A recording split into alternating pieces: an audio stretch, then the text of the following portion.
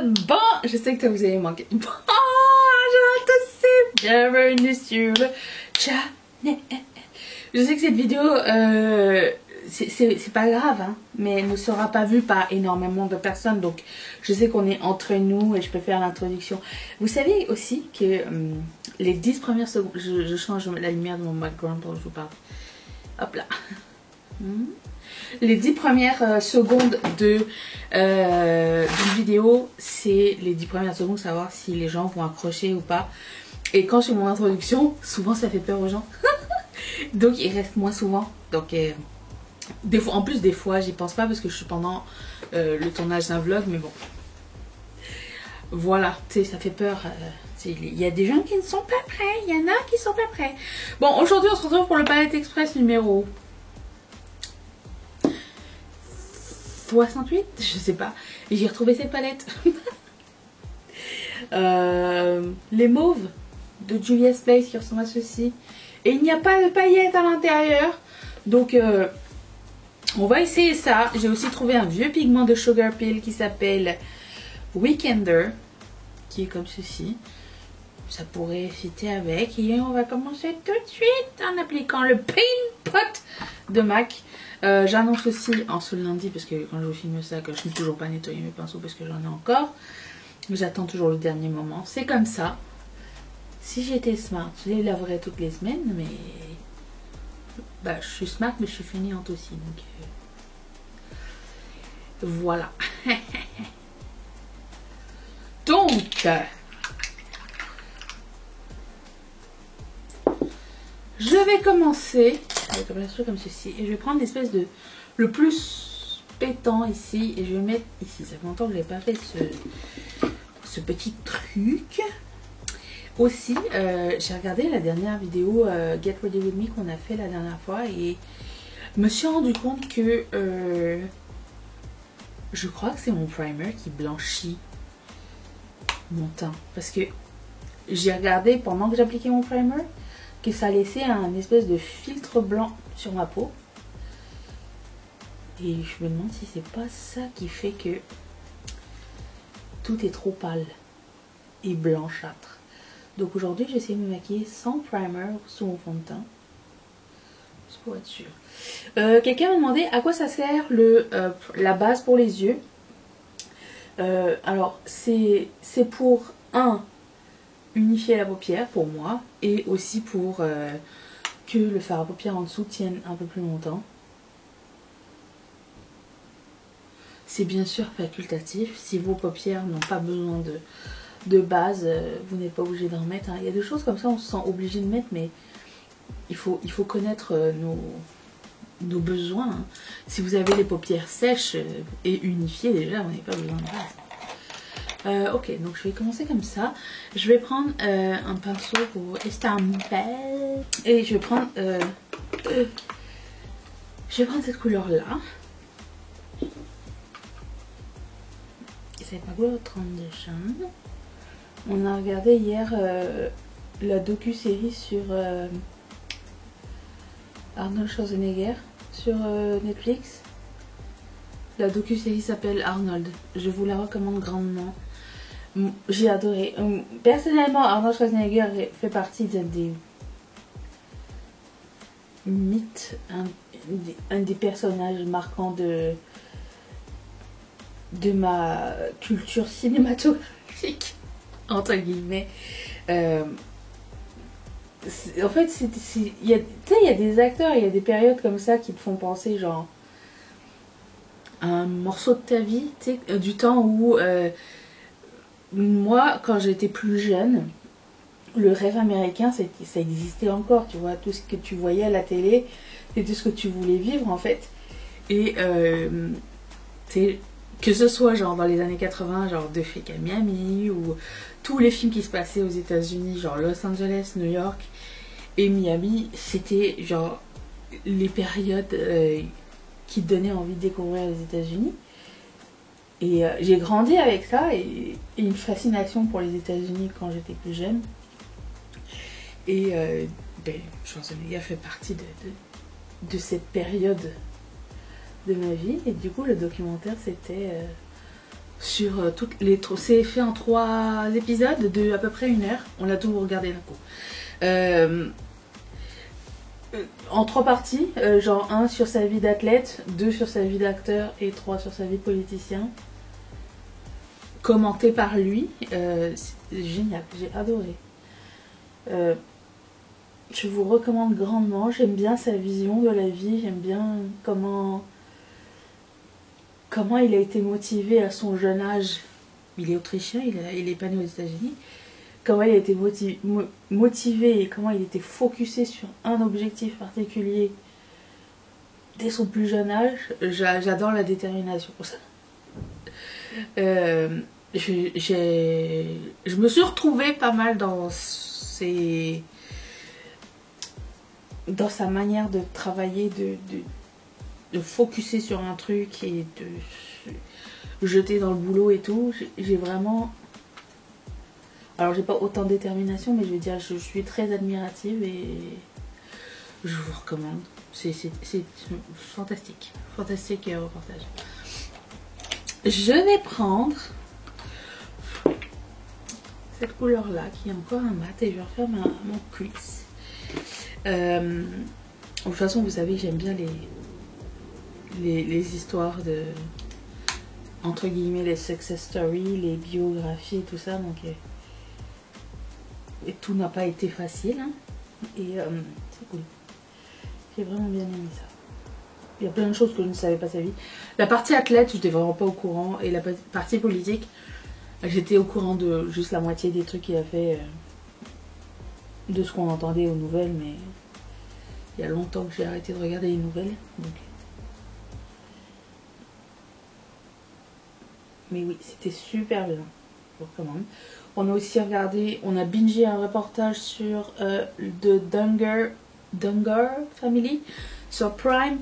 Est-ce que vous vous rappelez de l'émission genre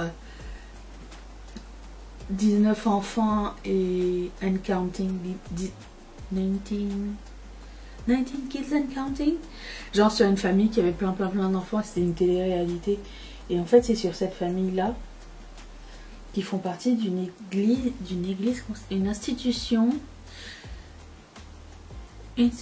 of Basic Life Principles, voilà, et IBLP, ça s'appelle ça.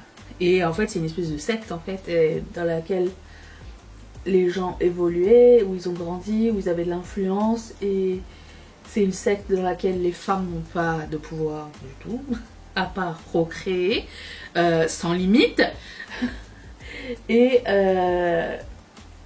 où en fait le principe de base c'est Dieu, l'homme, la femme et les enfants. Genre c'est ça son hiérarchie et il faut se soumettre à chaque étape de cette hiérarchie là. C'est très énervant, très frustrant à regarder et fascinant en même temps parce que tu te dis mais c'est pas vrai qu'il y a des gens qui continuent encore dans cette... Mais je ne savais pas qu'il y avait des YouTube channels juste à cet effet-là. Bref. C'est fascinant. Je vous recommande si, tout comme nous, vous aimez les histoires de culte, des histoires de religions différentes. Pas religion. C'est rendu là, je pense que quand c'est géré par une personne qui fait ce qu'il veut pour avoir ce qu'il veut, c'est pas une religion. Okay, c'est un culte, c'est une secte. Donc, je vous recommande ça. Et parallèlement, j'ai regardé, alors là, c'était pas un documentaire, mais c'était une fiction très intéressante qui fait beaucoup réfléchir sur Prime et ça s'appelle Women Talking. Et c'est l'histoire de femmes qui sont qui font partie d'une colonie. Alors, ça dit pas exactement quand dans l'histoire, mais qui font partie d'une colonie qui n'a pas de télé, pas de radio, ils vivent dans une ferme, les femmes vivent séparées des hommes, elles sont habillées très conformistes, style mormon, tu vois, un peu comme ça. Donc les femmes vivent dans une colonie à part des hommes, mais ça fait partie de la même chose. Et elles se rendent compte à un moment donné qu'elles se réveillent le matin et elles ont du sang entre les jambes. Et elles se rendent compte en fait, elles pensaient que c'était des fantômes qui venaient les visiter la nuit. Et elles comprenaient pas pourquoi elles avaient des bleus, pourquoi elles tombaient malades, pourquoi elles tombaient enceintes. Et finalement, elles finissent par attraper un gars qui s'enfuit par la fenêtre. Et elles se rendent compte qu'on leur a menti toute leur vie. C'était pas des fantômes, c'était pas la grâce de Dieu, c'était les hommes à côté qui venaient, qui les endormaient la veille avec des tranquillisants pour animaux et qui les violaient la nuit. Et du coup, elles se rendent compte de ça et elles savent pas lire, elles savent pas compter, elles n'ont pas idée de ce qui se passe à l'extérieur. Elles n'ont pas d'éducation, elles n'ont pas eu le droit à l'éducation. Je vais prendre le fond. Ça va être ma couleur de coin externe. Coin d'accent. Couleur d'accent. Et du coup, ces femmes-là ont des enfants, des filles, et elles se disent, bon, ben maintenant qu'on sait, on veut pas laisser... On veut pas que nos enfants vivent la même chose. Qu'est-ce qu'on fait? Alors, il y a beaucoup de... C'est très lent comme film, c'est très... limite, c'est un huis clos et elles font juste parler pour la plupart du film. Okay, c'est vraiment pas un truc d'action ou quoi, c'est vraiment un truc qu'il faut écouter et qui fait vraiment réfléchir. Genre, on a trois options. Est-ce qu'on reste et on fait comme si de rien n'était? Est-ce qu'on se bat? Ou est-ce qu'on s'en va? Et toute la discussion du film, c'est sur ça. Chacun a ses opinions, parce elles se sont comme réunies plusieurs générations de femmes dans une même pièce qui ont vécu plusieurs choses différentes. Et qu'est-ce qu'on fait? En quoi les hommes sont importants? Est-ce qu'on devrait leur pardonner? Parce que si genre elles quittent, elles n'auront pas leur place au paradis. Si elles tuent, elles n'auront pas leur place au paradis. Enfin, il y a tellement d'options. Et ça m'a touchée parce que je me suis dit, il y a tellement de choses vraies dedans. Mais je me suis dit qu'il y a beaucoup que les femmes peuvent vivre seules. Je pense qu'on a assez de compassion, d'intelligence, de savoir vivre, savoir faire, qu'on n'a pas besoin forcément des hommes, mais qu'on nous a appris depuis toujours qu'on en a besoin. Et du coup, c'est ça, c'est vraiment toute une discussion là-dessus, et ça dure un peu moins de 2 heures, je pense. 1h45, un truc comme ça. Très intéressant, très instructif. Woman Talking sur Prime. Je vais prendre le pigment et je vais essayer d'appliquer ça. Mais quand même, il est plus clair que ce que je pensais. Mais bon, on va essayer. Lequel des deux est plus clair? Je voulais mettre les deux, mais vous voyez rien du tout. Okay. Les deux se valent. Je pense que je vais commencer par lui. Je vais prendre cette couleur-là. Bon, cette couleur est un petit peu décevante. Même pas métallique, même pas shiny. Elle est rien. Cette couleur est bleu. Non, j'aime pas du tout. Ok. Je vais prendre le pigment.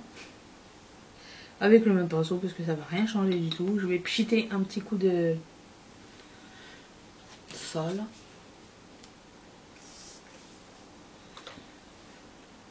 Qu'est-ce que j'ai regardé d'autre? Je suis en train de regarder Valeria sur Netflix. Ah, ça c'est plus. C'est une espèce de Sex and the City espagnol. C'est coquin, j'aime bien. C'est trop cute. Bah cute, c'est actuel je trouve. Il y a 3 saisons, je savais même pas. Je suis partie pour 3 saisons là. Sinon on a regardé... Oh mon dieu, on a regardé 2 films qu'on a arrêtés en plein milieu parce qu'on s'ennuyait. Ant-Man and the Wasp, Quantumania. C'est pas que c'était pas intéressant, c'est juste que ça se passait dans un univers où il y avait des trous partout. Et je ne supporte pas les trous. Alors, si vous êtes nouveau, vous savez peut-être pas. Vous savez peut-être pas, mais je souffre de trypophobie. Et au lieu que le monde doit s'adapter à mes besoins, je vais m'adapter au monde et éteindre le film. Je me sentais pas bien. Il y avait des trous, des orifices, ou je sais pas trop. Pas des orifices, mais vous savez, des trous visqueux comme les trous des coraux par exemple, ou des choses comme ça que je peux pas regarder, ça me met mal à l'aise. La sensation que ça me fait exactement, c'est que j'ai l'impression que tous les pores de ma peau vibrent et me rendent mal à l'aise. Je suis pas bien, je suis pas bien du tout. Donc je préfère éteindre, passer à autre chose. Et voilà, tout ce qui est genre... c'est pour ça que je regarde jamais les vidéos où les gens ils montrent leurs pores de près, genre regardez les pores, le maquillage, comment ça fait. Je ne peux pas regarder ce genre de choses, c'est pas quelque chose qui m'apaise. Et plus le temps va, plus j'ai des problèmes comme ça. Je reprends la couleur bleu foncé et j'accentue mon coin externe. Alors, j'ai pas pu regarder ce film, c'est trop. Tout ce qui est genre cellules, microbes, bactéries, mais tu sais, vu au microscope, tout ça, non. Je suis pas à l'aise. Je préférais ne pas. J'aime bien Ant-Man. J'ai aimé The Wasp, le deuxième. J'ai adoré le premier. Mais alors le troisième, non. Et le deuxième film qu'on a vu qui vient d'arriver sur Disney+, c'était Avatar. C'est long. Pourquoi 3 heures? On a arrêté à 1h40, on pensait qu'il restait 15 minutes. Non, il reste encore 1h20. Pourquoi 3 heures? Alors, je pense que c'est pas un film qui est fait pour... Je vais prendre cette couleur-là.